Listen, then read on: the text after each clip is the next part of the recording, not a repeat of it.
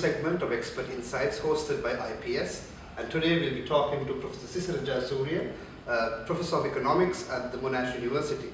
Professor Jayasuriya, let's talk about post-conflict growth in Sri Lanka. For years, we've been saying that the conflict in Sri Lanka was the main obstructing factor for growth in Sri Lanka. However, since the conflict ended in 2009, we haven't been able to sustain those initial highs of economic growth. Why is this?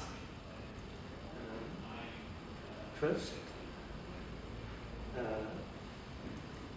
the time that the conflict ended coincided with the aftermath of the global financial crisis. So it wasn't the best external environment for any country to grow and grow fast.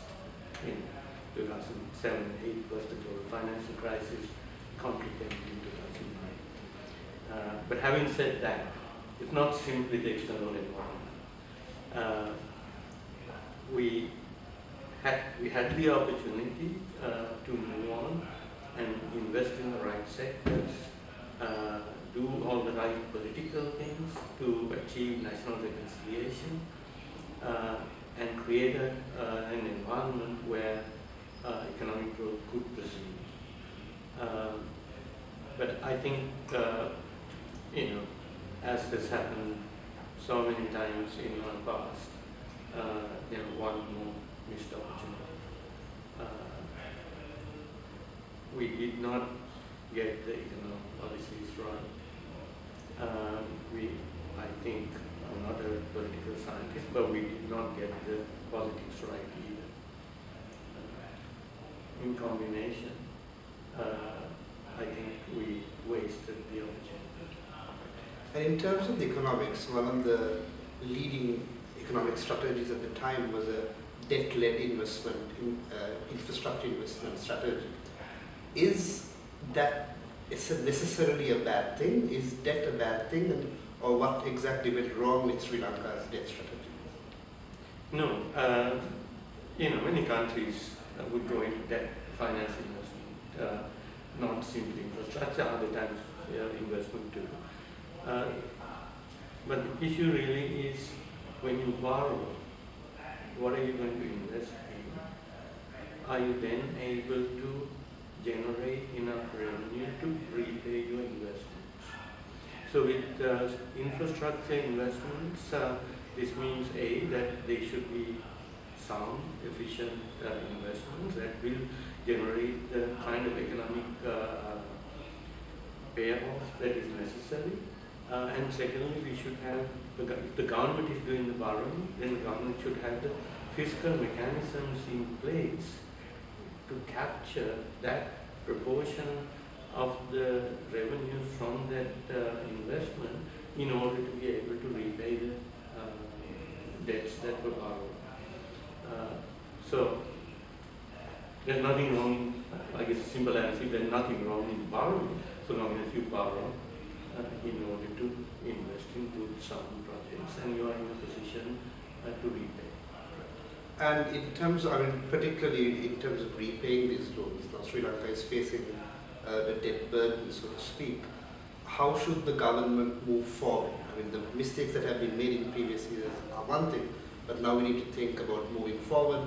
What should the government look at in terms of key economic reforms or strategies to ensure that we move towards a sustainable form of growth rather than this unsustainable debt-led strategy? Yeah.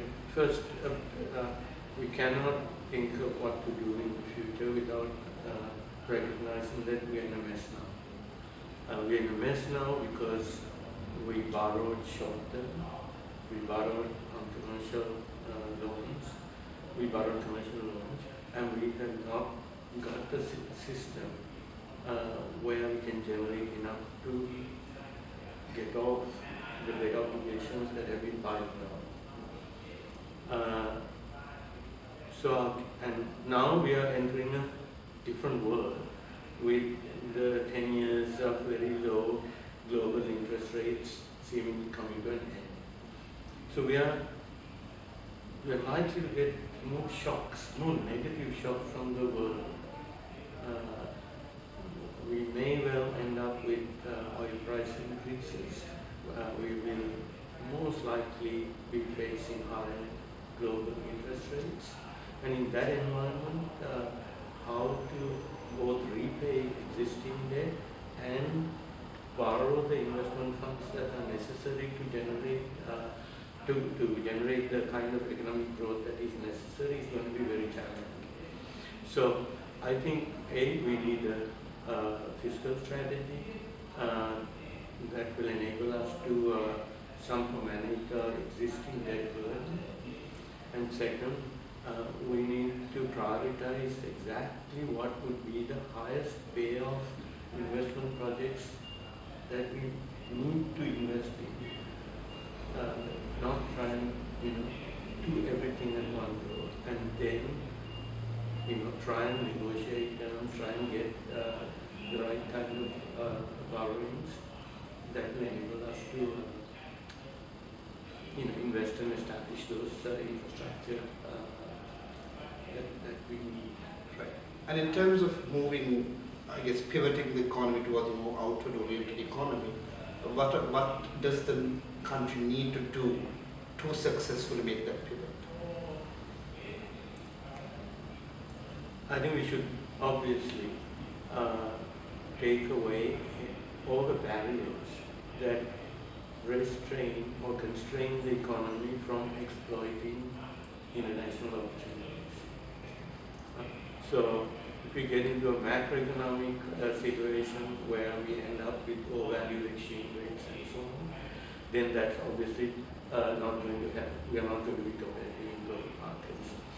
We will also need to make sure that trade barriers that either directly or indirectly constrain our capacity to be internationally competitive are taken off.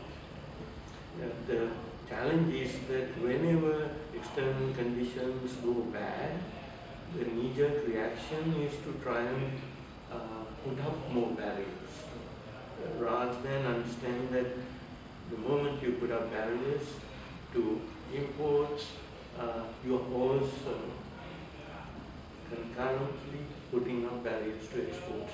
That is basic economic truth, which is not intuitive. A lot of economics which is common sense and intuitive. But the fact that if you restrain imports in any way, you are actually also raising the costs of exports and thereby restraining exports. That mechanism through which this happens is not so simple to understand, and therefore it's easy to forget.